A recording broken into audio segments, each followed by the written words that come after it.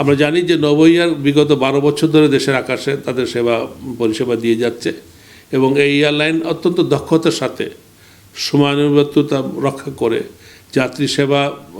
মান বজায় রেখে এবং সর্বোপরি 12 বছরে কোনো রকম অ্যাক্সিডেন্ট রেকর্ড না থাকা পরে তারা তাদের কার্যক্রম গেছে। তো এটা একটা আমি মনে করি অত্যন্ত অনবদ্য তাদের সার্ভিস রেকর্ড একটা এয়ারলাইনের জন্য এটা অত্যন্ত গুরুত্বপূর্ণ, বিকজ একটা এয়ারলাইনের কিন্তু সেফটি রেকর্ডটা ইজ মোস্ট ইম্পর্টেন্ট। সেই ক্ষেত্রে নভোএয়ার আমি মনে করি সেফটি রেকর্ডের দিক থেকে অনন্য সাধারণ দৃষ্টান্ত সৃষ্টি করেছে এবং এই পথ চলায় তারা দেশবাসীর সাথে বিভিন্নভাবে অংশগ্রহণ করেছে। তারা আভ্যন্তরীণ রুটের সবকটি গন্তব্যে তারা অপারেশন করেছে, এছাড়া কলকাতায় তাদের ফ্লাইট অপারেশন করেছে এবং এক পর্যায়ে 2015 সালে নভোএয়ার কিন্তু ইয়াঙ্গুনে রাজধানী মিয়ানমারের রাজধানী ইয়াঙ্গুনেও তাদের ফ্লাইট অপারেশন শুরু করেছিল, বাট পরবর্তী পর্যায়ে তারা কিন্তু এই ফ্লাইট বেশি দিন ধরে রাখতে পারেনি ব্যবসায়িক কারণে এবং তারা সেটা বন্ধ করে দিতে বাধ্য হয়। আমরা যদি দেখি অতীতের দিকে তাকাই, 90-এর দশকে দেশের বেসরকারি এয়ারলাইন পরিচালনার প্রথম অনুমতি পায় এবং তারপর থেকে প্রায় 10টা এয়ারলাইন বাংলাদেশের আকাশে তাদের পাখা মেলেছে। তার মধ্যে 8টি এয়ারলাইনই কিন্তু এক পর্যায়ে যে তাদের ব্যবসা গুটিয়ে নিতে বাধ্য হয়েছে এবং এই প্রতিটি এয়ারলাইনই কিন্তু একটা বড় সময় তারা তাদের কার্যক্রম করেছে এবং সফলতার সাথেই করেছে। আমরা যদি বলি রিজেন্ট এয়ারওয়েজ, জিএমজি এয়ারলাইন্স, তারপরে ইউনাইটেড এয়ারওয়েজ, বেস্ট এয়ার, এই ধরনের অনেকগুলো এয়ারলাইন কিন্তু তারা ব্যবসায়িক প্রথম দিকে তাদের ব্যবসায়িক সফলতাভাবেই তারা তাদের কার্যক্রম পরিচালনা করে, বাট এক পর্যায়ে এসে তারা তাদের ফ্লাইট তারা আর ধরে রাখতে পারেনি। তারই ধারাবাহিকতা আজকে আমরা যে দেখছি যে আজকে এই আমাদের নভোএয়ারও সেই রাস্তায় হাঁটছে। যদিও আমরা আগেই বলেছি আমরা বিশ্বাস করতে চাই যে নভোএয়ারের এই স্থগিতাদেশ সাময়িক হবে এবং তারা আবার আমাদের মাঝে ঘুরে দাঁড়াবে আর কি। আজ পর্যন্ত যতগুলো এয়ারলাইন বন্ধ হয়ে গেছে, এগুলো কেন বন্ধ হচ্ছে এটার ব্যাপারে কিন্তু কেউই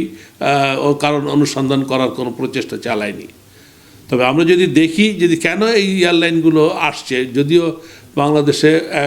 আমাদের এয়ারলাইন শিল্পের একটা অপার সম্ভাবনা আছে, আমরা জানি অভ্যন্তরীণ ক্ষেত্রে যাত্রী সংখ্যা বাড়ছে এবং আন্তর্জাতিক রুটে তো এটা আরও বেশি বাড়ছে এবং এই বাড়ার হার কিন্তু প্রতি বছরই ডবল ডিজিট গ্রোথ হচ্ছে। এত গ্রোথ থাকার পরে, এত সম্ভাবনা থাকার পরে কেন এয়ারলাইনগুলো টিকে থাকতে পারছে না? আমি মনে করি যে আমাদের ধারণা যেটা যে এখানে যে এভিয়েশন খাতকে পরিচালনার জন্য যে এভিয়েশন পলিসি দেশে করা হয় সেটা এভিয়েশন বান্ধব নয়। এটা এয়ারলাইন বান্ধব নয় বলেই কিন্তু এয়ারলাইনগুলো এখানে টিকতে পারছে না। এই এভিয়েশন পলিসি যে সাপোর্টটা যে দরকার, এয়ারলাইন একটা নিশ ইন্ডাস্ট্রিকে গড়ে তোলার জন্যে একটা একদম ছোট অবস্থা থেকে যে এয়ারলাইনগুলোকে গড়ে ওঠার জন্য যে ধরনের অবকাঠামোগত সুযোগ সুবিধা দরকার হয় বা পলিসি সাপোর্ট দরকার হয়, এইটা কিন্তু আমাদের সংশ্লিষ্ট যারা আছে কর্তৃপক্ষ তারা দিতে অনেকটাই ব্যর্থ হয়েছে বলে আমার মনে হয় এবং এই পলিসি সাপোর্ট না থাকার কারণেই কিন্তু এয়ারলাইন্সগুলো এগোতে পারছে না এবং এর সাথে সাথে আবার যুক্ত হচ্ছে আমাদের অতি উচ্চ হারের শুল্ক ও কর হার এবং বিভিন্ন এয়ারপোর্টে এয়ারোনটিক্যাল নন এয়ারোনটিক্যাল চার্জেস, তারপর কস্ট অফ ফান্ড, তারপর ফুয়েল কস্ট,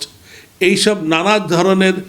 কস্ট এলিমেন্টগুলা এখানে অনেক বেশি এবং এইটা ইন্ডাস্ট্রি অ্যাভারেজ সারা বিশ্বে যেটাকে ইন্ডাস্ট্রি অ্যাভারেজ হিসেবে ধরা হয়ে থাকে সেটা থেকে কিন্তু এগুলো অনেক বেশি, যার ফলে আমাদের দেশে এয়ারলাইনগুলো প্রতিযোগিতামূলক বাজারে টিকে থাকা তাদের জন্য অত্যন্ত কষ্টকর এবং এভিয়েশন ক্ষেত্রেরও কিন্তু এভিয়েশন পলিসিরও একটা সংস্কার প্রয়োজন আছে বলে আমি মনে করি এবং এই সংস্কার করার জন্য যদি একটা এভিয়েশন সংস্কার কমিটি গঠন করা হয় এবং সেই কমিটিতে সরকারি কর্মকর্তা থাকতে পারে, বেসরকারি উদ্যোক্তা এবং এই হাত সংশ্লিষ্ট অভিজ্ঞ ব্যক্তিবর্গকে নিয়ে কিন্তু একটা যদি কমিটি করা হয় এবং এই কমিটিকে যদি সময় দেওয়া হয় যে এই সময়ের মধ্যে তারা এই বিভিন্ন স্টেক হোল্ডারদের সাথে কথা বলে এই শিল্প কিভাবে উন্নয়ন করা যায় এবং এই শিল্পে যারা অতীতে ঝরে পড়ে গেছে তাদেরকে আবার ফিরিয়ে নিয়ে আসার জন্য কি করা যেতে পারে, বা অতীতে আগামীতে যাতে আর কেউ ঝরে না পড়ে সেটার জন্য কী ধরনের পদক্ষেপ নেওয়া যেতে পারে, সব দিক বিবেচনা করে একটা গ্রহণযোগ্য, সব পক্ষের গ্রহণযোগ্য একটা এভিয়েশন পলিসি আমার মনে হয় করা অত্যন্ত জরুরি। এবং এইটা করতে পারলেই শুধু আমরা এই শিল্পটাকে টিকিয়ে রাখতে পারবো, তাছাড়া কিন্তু এই শিল্প আমাদের টিকিয়ে রাখা খুবই মুশকিল। এবং এ নিয়ে অনেক বিস্তর কথাবার্তা হয়েছে, বিভিন্ন সভা সেমিনার সিম্পোজিয়াম আমরা করেছি, বিভিন্ন মহল থেকে করা হয়েছে, কিন্তু আদতে কিন্তু এটার ব্যাপারে কোনো গ্রহণযোগ্য কোনো রকমের উদ্যোগ নেওয়া হয়নি। আয়াটার একটা ফোরকাস্ট অনুযায়ী আগামী 10 বছরে বাংলাদেশের প্যাসেঞ্জার সংখ্যা দ্বিগুণ হবে। এখন বছরে 12.5 মিলিয়ন প্যাসেঞ্জার